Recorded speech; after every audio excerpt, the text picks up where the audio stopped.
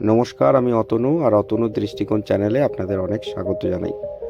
আজ ৪৯তম কলকাতা বইমেলার শেষ দিন, অর্থাৎ সমাপ্তি অনুষ্ঠান।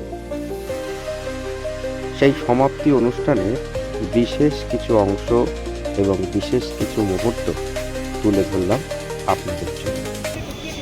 আজকে সমাপ্তি কলকাতা ইন্টারন্যাশনাল বুক ফেয়ার। বইমেলা মায়ের তেমন বই বেঁচে থাকবে, বই চলবে, বই ভাসিয়ে নিয়ে যাবে। লেখক, প্রকাশক, পাঠক সবাই মিলে প্রতিবারই মনে হয় আগের বারের থেকে এবারের মেলা আরো সুন্দর হয়েছে।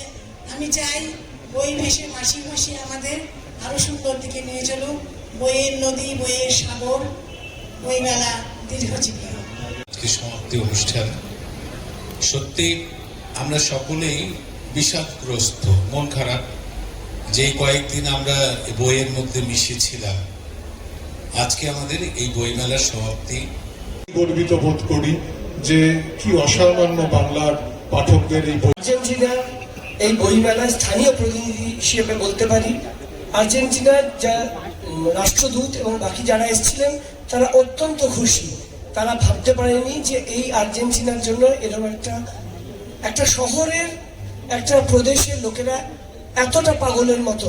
কারণ তারা দেখাতে চেয়েছিল যে মেসি মারাদোনাই শুধু আর্জেন্টিনা নয়, আর্জেন্টিনার সাহিত্য, তার নাচ, তার শিল্পকলা। তাই তারা খুব খুশি হয়ে ফিরেছে এবং বলেছে দিল্লিতে গিয়ে যত লাতিন আমেরিকান দেশ আছে তাদের সবাইকে বলবে আগামী বছরগুলোতে তারা যেন সক্রিয়ভাবে এতে পার্টিসিপেট করে। অনেক কিছু ঘোষণা করেছেন, কি কি হবে কি কি হবে না। মেলা এবারের মতো শেষ হলো। যারা বই ভালোবাসেন, অনেক অসুবিধা সহ্য করেও গত কয়েকদিন যারা অসীম ধৈর্যে এই মেলাকে সাফল্যমণ্ডিত করার জন্য পরিশ্রম করেছেন, সহযোগিতা করেছেন, পাবলিশার্স এন্ড বুক সেলার্স গিল্ডের পক্ষ থেকে তাদের সকলকে জানাই ধন্যবাদ এবং শুভেচ্ছা।